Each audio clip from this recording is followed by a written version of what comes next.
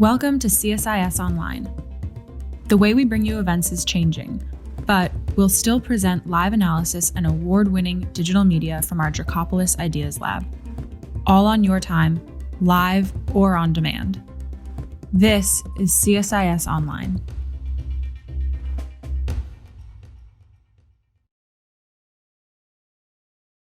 Good afternoon, everybody, and welcome to the Center for Strategic International Studies.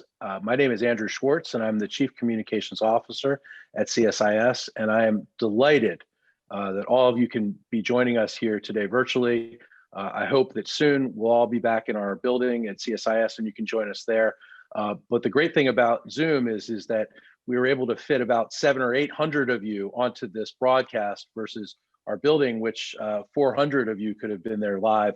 So we've got a great audience today, and we've got an even better panel with us to talk about the great film based on the great book, The Perfect Weapon by David Sanger. So I'll start off by introducing my dear friend and one of the great national security correspondents, David Sanger, who is national security correspondent for the New York Times and author of The Perfect Weapon, which I will tell you is the best book about cybersecurity that exists.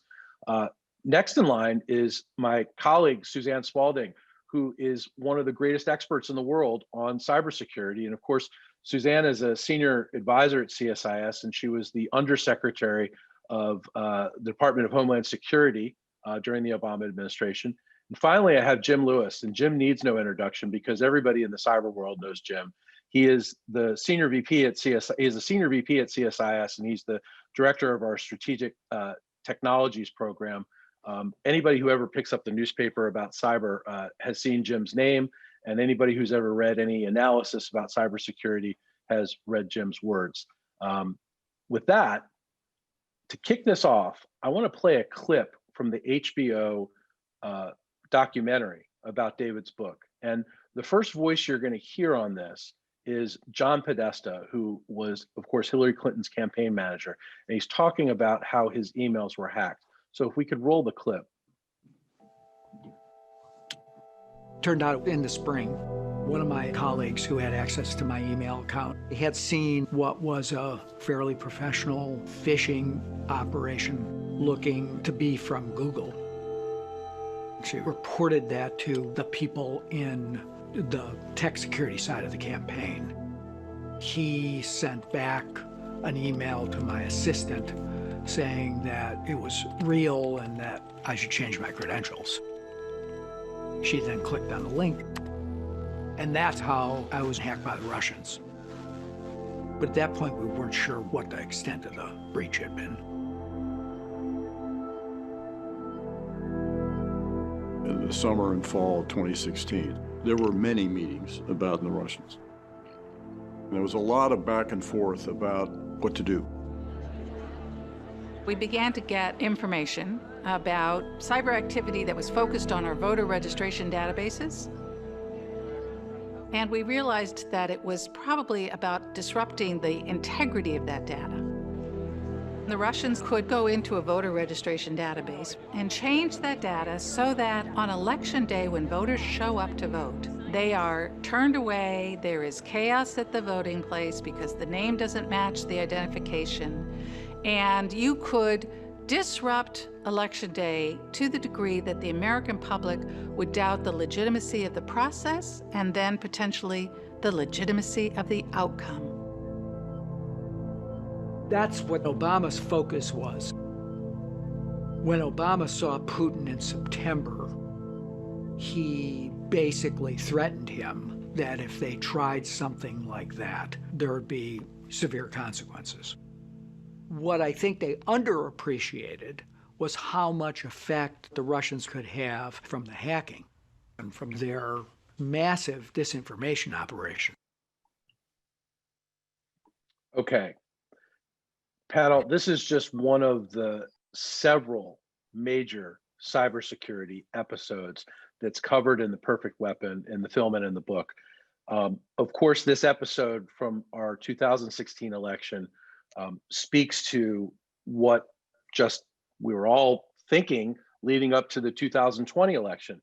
we didn't see any widespread foreign election interference in November, at least none of us could detect. Why is that? And did our deterrence work? Let me go to David first. Well, first, Andrew, thank you so much for having me back at CSIS. And thanks to Suzanne, who you could see as a star of the documentary, and to Jim, who has taught us all so much along the way on this. I feel really honored to be on with both of them and all good friends.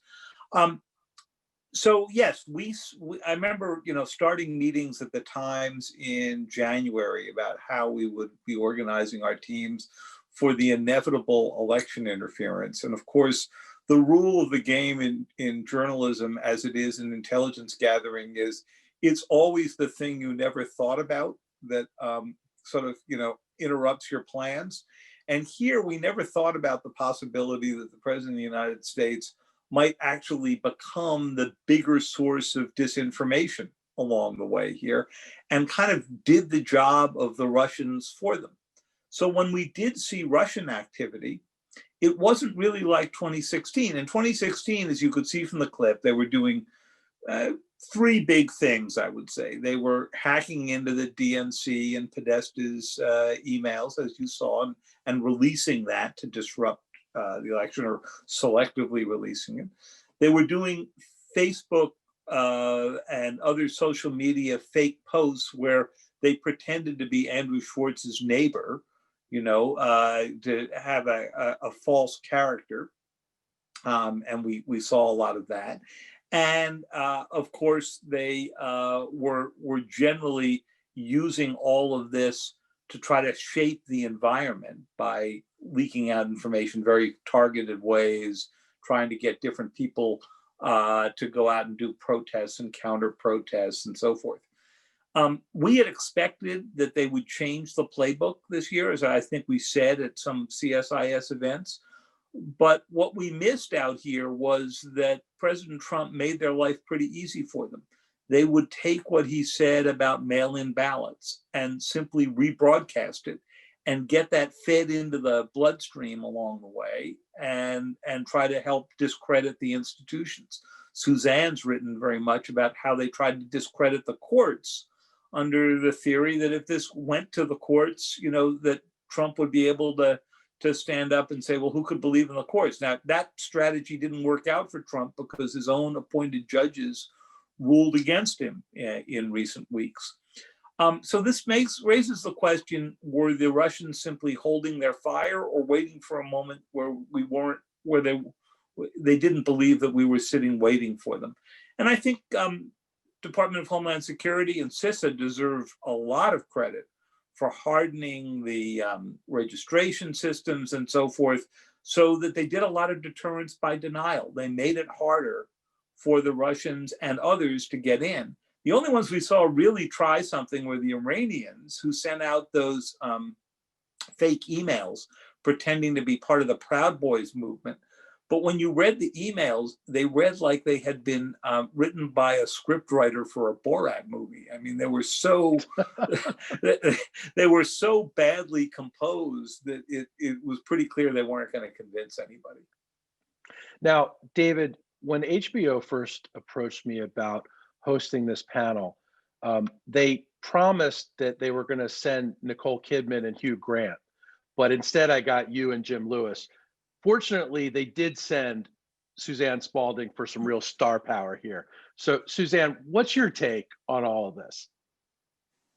Well, needless to say, I agree with David's assessment, and particularly I think the emphasis on deterrence by denial. So when you talk about, were they deterred? I do think that the hardening of our systems, both the election infrastructure, the great work that CISA, the Cybersecurity Infrastructure Security Agency, that is the successor to the organization I led at DHS, the great work that they did, led by Chris Krebs and the team, but also on disinformation, and the fact that we were more prepared for the information operations 4 years later, both in government in terms of foreign malign influence task force work, but also the platforms So it isn't that there were no information operations from Russia and others, as David noted, but that they were detected pretty quickly and shared with the public.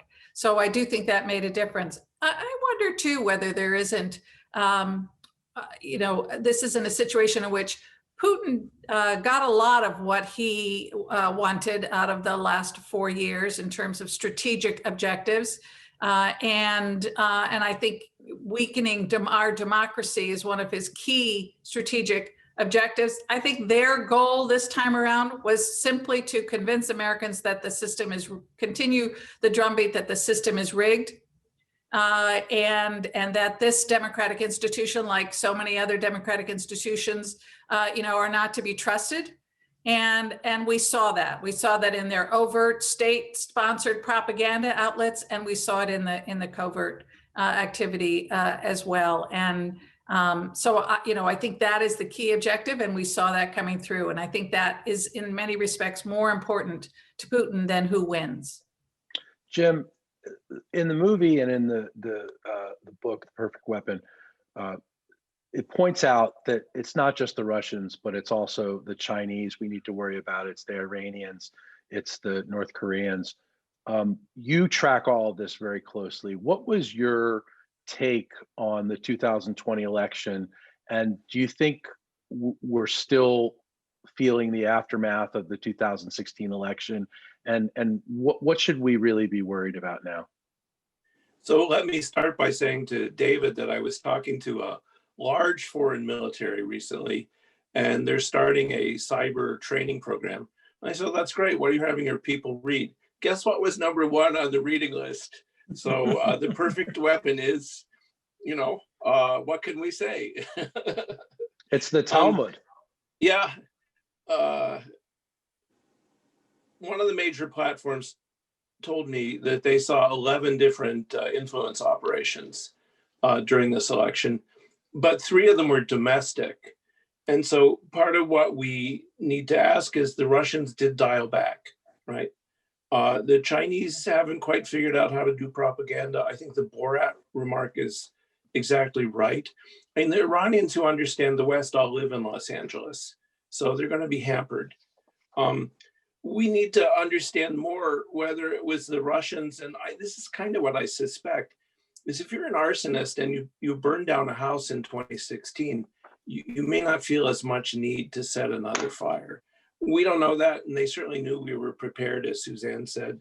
The issue for us now is, what do we do back? We need to do more. Defend forward and persistent engagement. 2 Cyber Command strategies are exactly the right thing to do, but we need to do more. And we need to do it with our partners in Europe and in other places. So I think a good step. Don't know if deterrence worked. The other thing to watch is the Russians need a new set of tactics. They knew that 4 years ago. And so what will they come up with? And that's where the Chinese track them, the Iranians track them. The game is changing, and we need to be a little more assertive when we play it. David, do you think that the Russians really succeeded in their efforts to undermine our fundamental faith in our election system, and will that persist? I think the polling suggests that they did. I mean, for a very inexpensive operation in 2016, I mean, throwing basically pizza and soft drinks, or maybe something harder, at the hackers working at the Internet Research Agency, right? And an operation run out of the GRU and other intelligence agencies that had to be one of the least expensive budget items that they had.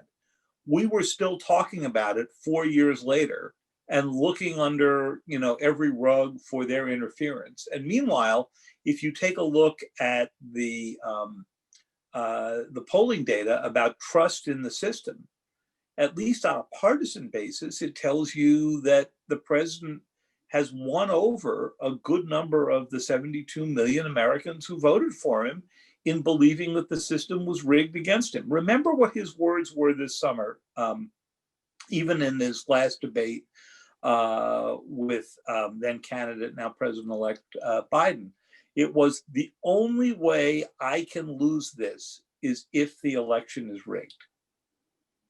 And when you go out and you have pollsters ask variants of that question, a lot of people believe him. And that's pretty remarkable. And, you know, Suzanne can speak better than I can about other institutions that he looked to run down. But, you know, and for much of his presidency, he wanted to knock down the authority of the media. He certainly wanted to knock down the authority of the intelligence agencies and the FBI and their credibility. He, at various points, went after judges, particularly if he could say that they were Obama-appointed judges and so forth. He probably would have gone after think tanks, but he didn't have enough time to read all of Jim's good work. You know, this has been pretty constant, and it's going to take a long time to rebuild that confidence. Suzanne, what do we need to do about this now? And what do you think, what other things did the Russians succeed in doing, if anything?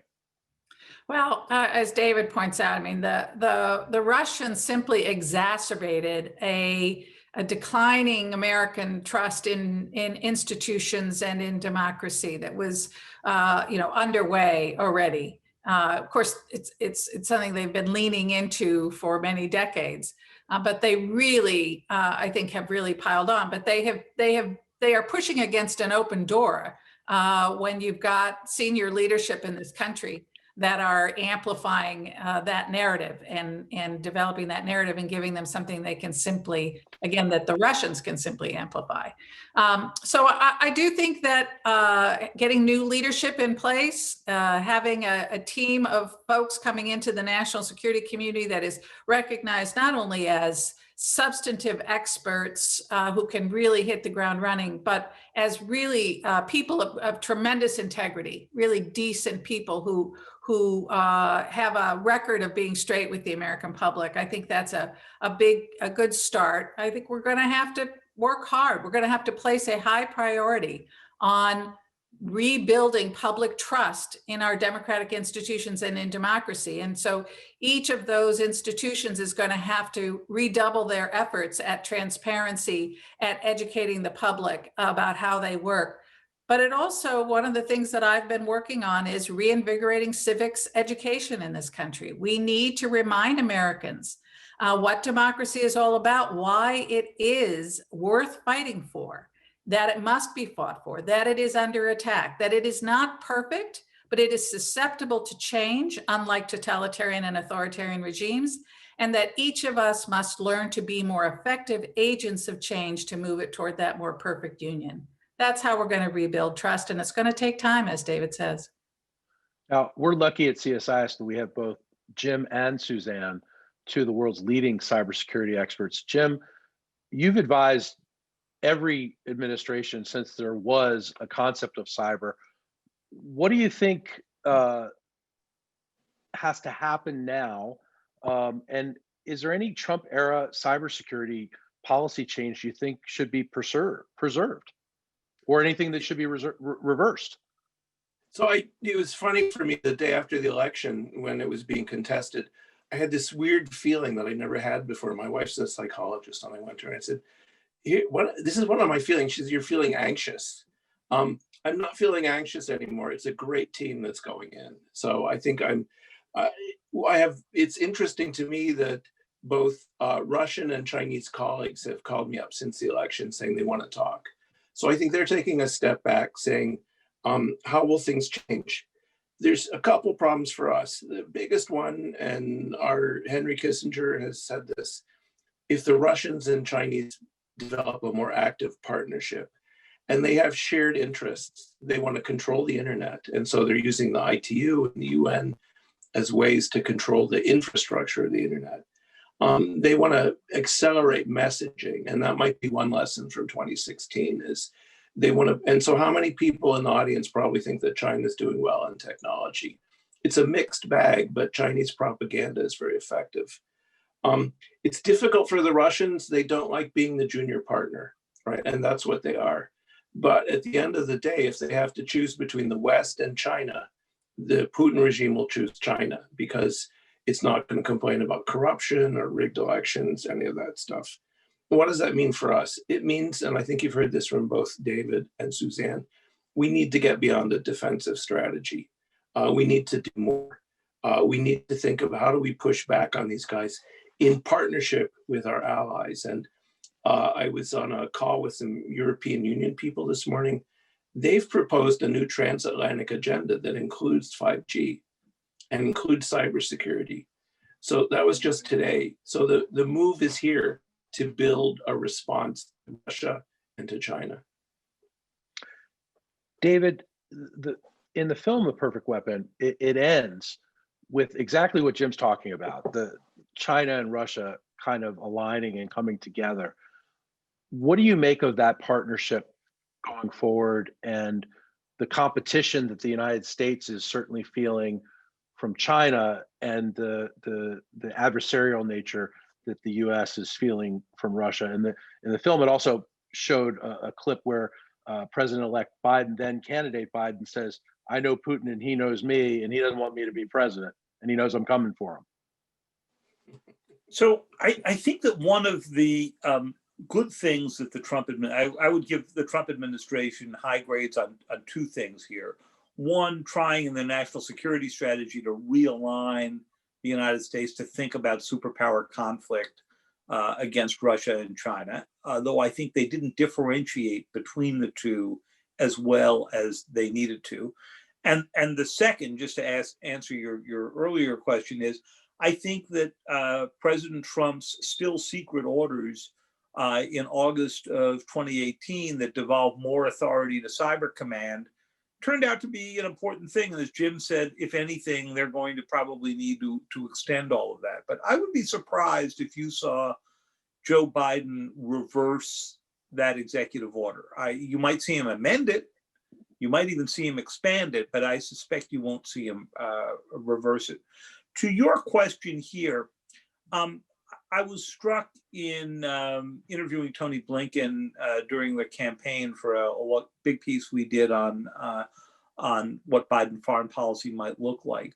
The degree to which he was talking about working the seam between the Russians and the Chinese and using exactly what Jim referred to, which was this Russian unease with being so dependent on the Chinese for technology that you could begin to split those two away. That's not a natural alliance between the Russians and the Chinese. We've got a declining power in Russia that's seeking to be disruptive, and an emerging power in Russia that's trying to go spread its wings. And you see this the most in the telecommunications area. What do the Russians do? They put out a bunch of submarines that essentially have giant scissors attached to them and threaten to be cutting the undersea cables that connect 95% of all internet traffic. What do you see the Chinese doing? Laying cable as fast as they possibly can on the theory that they could just attract more of that traffic and run it through Chinese networks. Right? That's wildly different strategies.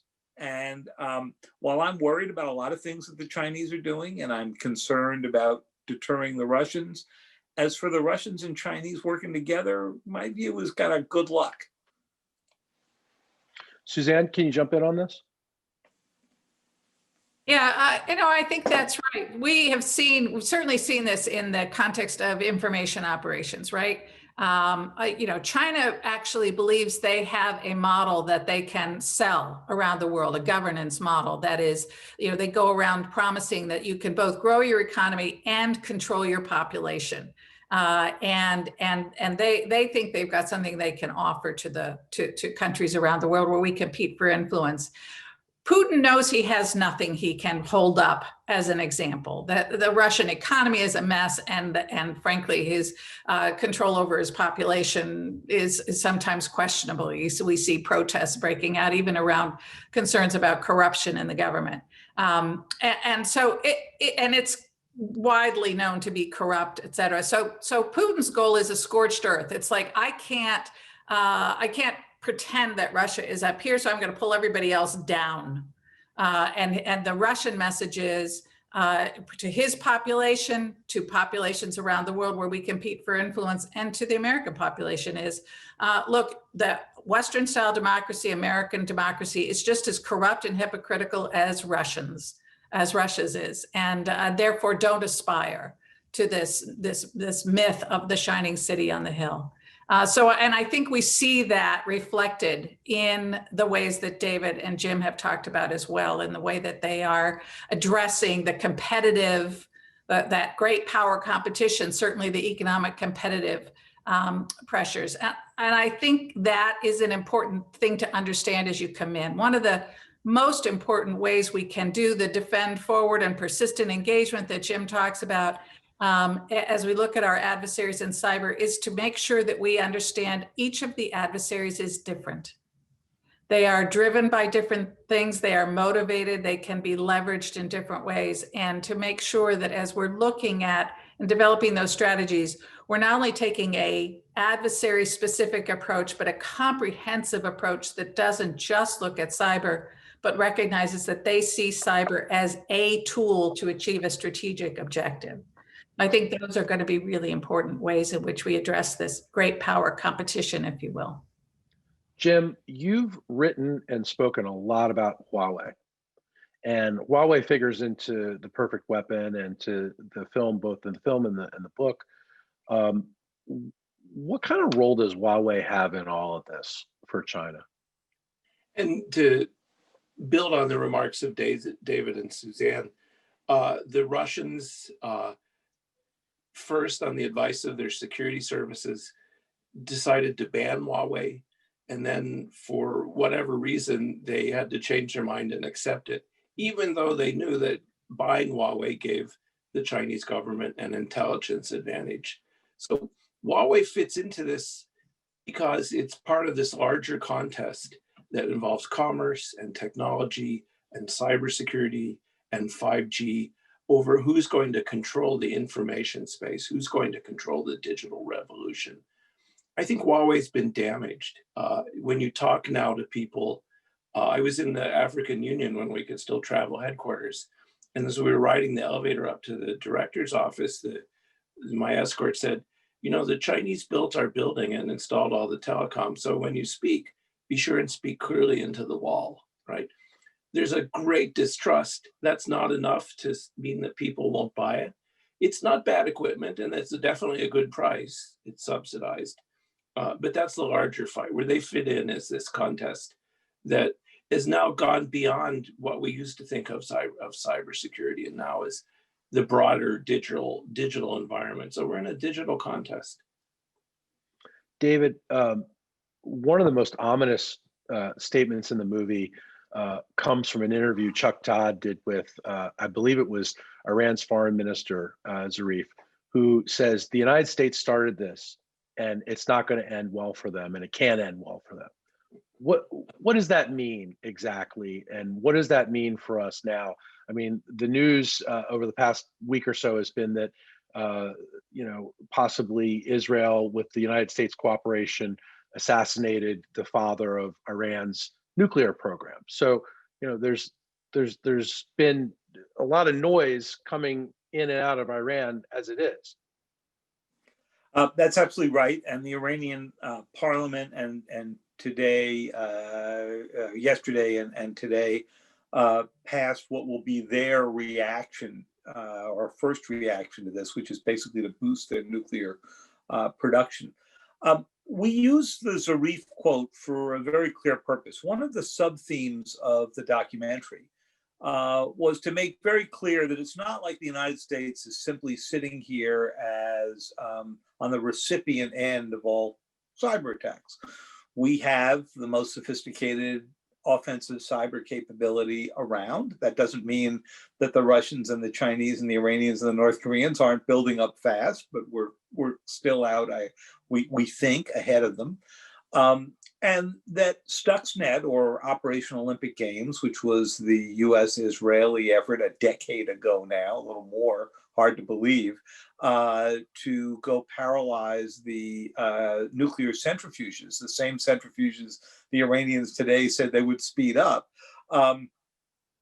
remains the sort of touchstone of state-sponsored cyber attacks against infrastructure, and it's why we begin the documentary there. Not that the U.S. is doing this willy-nilly, but we have lots of lawyers, and as Jim and Suzanne will tell you, lawyers review all offensive cyber operations and leave their marks all over it, and did in the Stuxnet era as well. But other nations say, look, we're not doing anything the United States isn't doing. And what strikes me, and it'll be an interesting challenge for the new administration, is that so far the US has not said, hey, there's certain things that should be off limits, right? Whether it's election systems or electrical grids in non-wartime or whatever. We have not sort of engaged, we've always said there should be norm setting, but we haven't said any ourselves, at least publicly. And one of the messages of the film is, you can't expect the rest of the world to do it if we don't take the lead on that issue. And that means taking some options off the table for the next president. And intelligence agencies don't like to do that. Okay, so let's talk about the next president. Suzanne, we've got President-elect Biden and his team coming in. What's your advice for this incoming administration on a myriad of cyber issues, including Iran?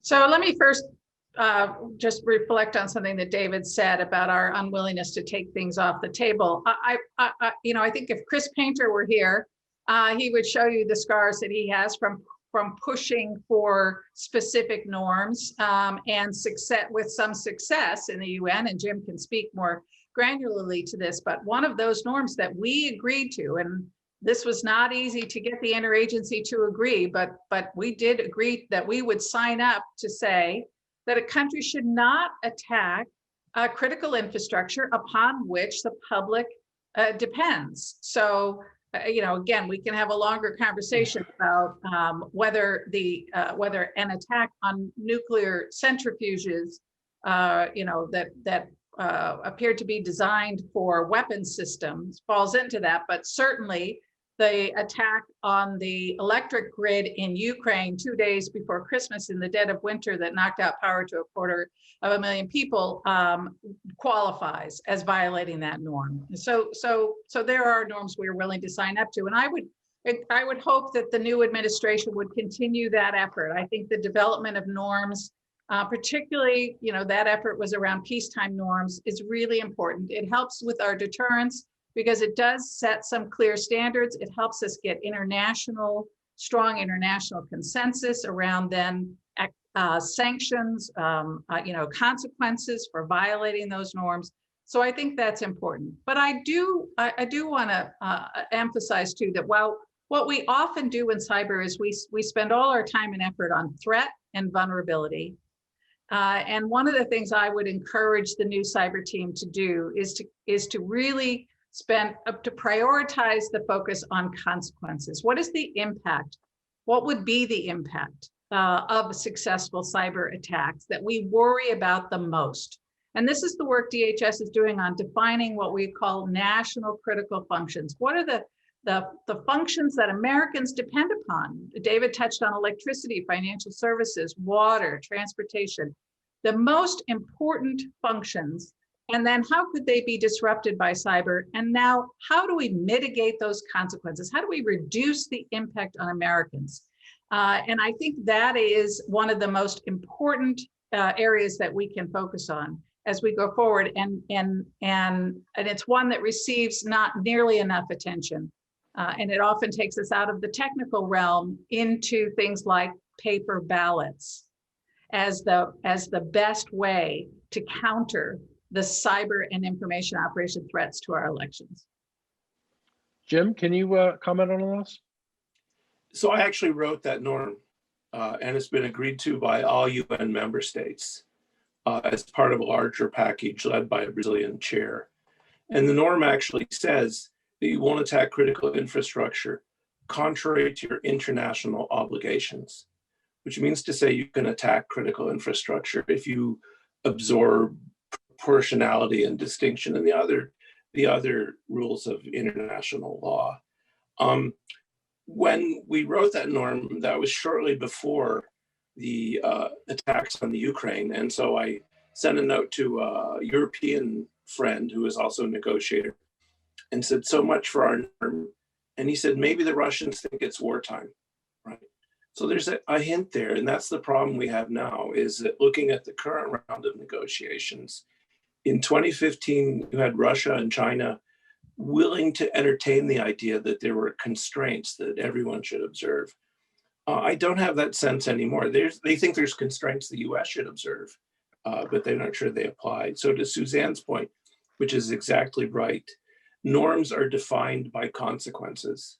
We need a strategy, and this is the most important task for the incoming administration. One of the problems we had in the Obama administration is it was a little too lawyerly. And so I was at a meeting with some allies, and one of them said, this was an attack on ISIS, a cyber attack on ISIS. And one of them said, we gave up waiting for you guys. So while your lawyers debate it, we're going to go ahead and act. Right? It took us 3 months. So we can't go back to that approach. We need to think of how do we impose consequences. The norms are there. The whole world agreed to the 2015, there's 11 norms. They agreed, but certainly some big guys don't observe them. David's point, you could have a debate about whether we observe them. I talked once to the Chinese ambassador at the UN about this. And I said, well, what do you think about the norms? And he said, the norms say you have to observe the UN Charter. UN Charter says you can use force legitimately if it's in self-defense. And he said, you Americans you do whatever you want, and then you call it self-defense. There's more than a little truth to that. And so we will need to rethink what are we willing to take off the table. But the main issue now is not that we don't have norms, it's that people don't observe them. And the only way to change that will be to impose consequences. Interesting. David, I just point out, Andrew, that we didn't hear a whole lot about norms creation during the Trump era.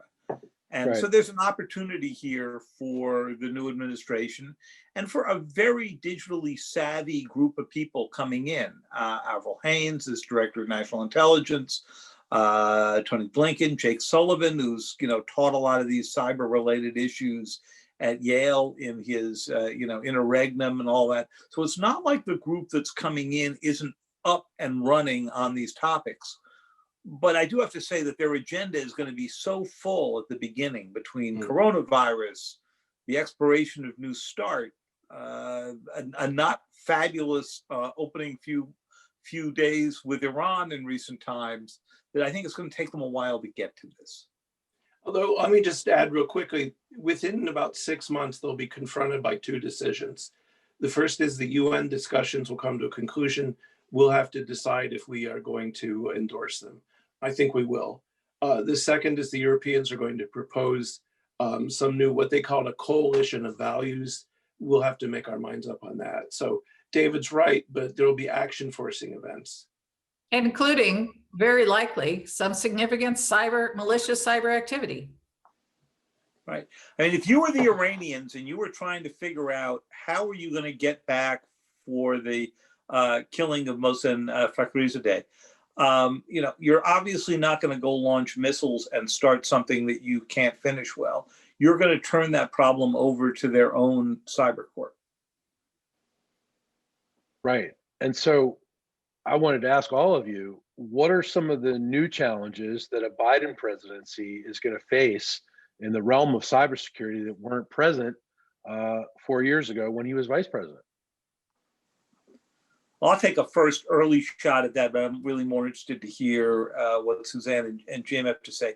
One thing that I think comes clear in the documentary, and you even see it in the tempo of the music and the way John Maggio put together this documentary, is that the pace of activity, the number of attacks, the variety of attacks, the new use of ransomware, not necessarily all by states, good deal by criminal groups, the attention during the election and so forth, tells you that the administration that's coming in is going to discover a cyber world that is just wildly more active than it was when they left office in January of 2017. And that's why what Suzanne just said, that, there will be an event. And, if, as we spent some time in the documentary on coronavirus, those events may well center on coronavirus research or vaccine distribution. Suzanne? Yeah, so I come back to, I think we do have to be prepared. David's absolutely right. I think ransomware, we've seen a huge uptick, the attacks on industrial control systems and particularly the safety systems. I think we have to, be prepared for those. But there will be new innovations, there will be new challenges there. It's one of the reasons, again, that I will come back to this idea of focusing on deterrence by denial. How do we deny the adversary the success, the impact, the consequence they're hoping for with that cyber activity, right? So again, I go back to the election, the hoped for impact was to reduce public confidence in the legitimacy of the election, strengthening the security of the IT networks of election infrastructure was important. But the most important thing, I think, at the end of the day, were these paper ballots so that you could go back and have an audit and reassure the public, give them greater confidence. In our electric grid, if their goal is to disrupt the delivery of electrical power. So how do we build in redundancies? How do we make sure we preserve redundancies even as we move to a smarter grid, so that we can get power back up quickly and deny the impact? Sometimes it's going to be putting in hand cranks, right? It's going to be analog redundancies, and if you are able to reduce your absolute dependency on that IT network, then you're much better prepared to deal with whatever the cyber challenges may be that come at you. Jim? So we're in the midst, we're well into digital transformation that's reshaping business and society and politics and security. And that's the fundamental difference from, say, 5 years ago. It's much further along. And there's a number of new challenges. The one that we weren't initially prepared for and did a pretty good job this time is using social media for influence operations. The debate over Section 230, which our beloved president has, of course, opined on today, is a good example of that. We're going to need to think about crime. Right, crime is a tool that the Russians use, the Iranians use, the North Koreans use. We're about to come out with a report that shows that the real cost of cybercrime is now over $1 trillion to the global economy. So we're going to need to think about that. We'll need to look at how you deal with data. Who controls data? This is a touchy point with the Europeans. How you use data, not only as a tool for economic growth, but for warfare. And so one thing that we didn't have on the table 5 years ago was algorithmic warfare. How do I manipulate the artificial intelligence? There's a whole different environment now as we move into this digital world that's going to be shaped by 5G and AI and cloud computing, right? And countries want to rewrite the rules for that space. The Russians and the Chinese have a vision for what the rules should look like. We might not be happy with that. We're going to have to get in the game. And that's, I think, the biggest challenge for the incoming team. How do we rewrite the rules in a way that reinforces democracy? So David, you got a scoop out of this too. You just heard from Jim Lewis. He's about to come out with a report that says $1 trillion to the global economy. I'm assuming we're going to see this in the pages of the New York Times, but we've got just a minute left here. Give us some insight as to how you're going to be reporting on cyber in the early days of the Biden administration. Well, I think we're going to be focusing on just the issues that we just described. First, what's their view on offensive cyber? I mean, one of the people who's going to stay in place, I think, will be General Paul Nakasone, who runs NSA and a U.S. Cyber Command. well respected within the Biden team as well. Somehow stayed out of President Trump's sights. We haven't seen any nasty tweets about him. Unlike Chris Krebs at CISA, he didn't actually get fired along the way. So there's going to be one significant element of continuity. I think watching how they deal with these issues of cyber norms is going to be really interesting. What's going to happen when they hit their first cyber crisis? One thing we make pretty clear in the documentary is that the Obama team underreacted when the Russians got into the State Department, when they got into the Joint Chiefs of Staff, when they got into the White House email system. They wouldn't name the Russians, right? They were a bit off their game about how to go deal with the Sony attack, which we also describe in the documentary at some length. This team will have gone through all of those events. So the hope is that they will have learned from that they'll have a crisper idea of how they'll go respond, that they'll follow Jim's advice and not have 46 deputies meetings about the response to each particular incident, that they'll follow Suzanne's advice and focus a lot on the delegitimization of institutions and try to build that back. And the question is, how can they do that in a much more competitive world where a lot of vacuums are being filled by the Russians and the Chinese? Well, I want to thank everybody for this incredible discussion today. It will be available on demand at csis.org. Thank you to Suzanne Spaulding, my colleague, to Jim Lewis, my colleague, and to David Sanger, my rabbi, for this fantastic discussion and for a fantastic book and a great documentary by HBO. We'll see you soon, and thanks for being here to our audience.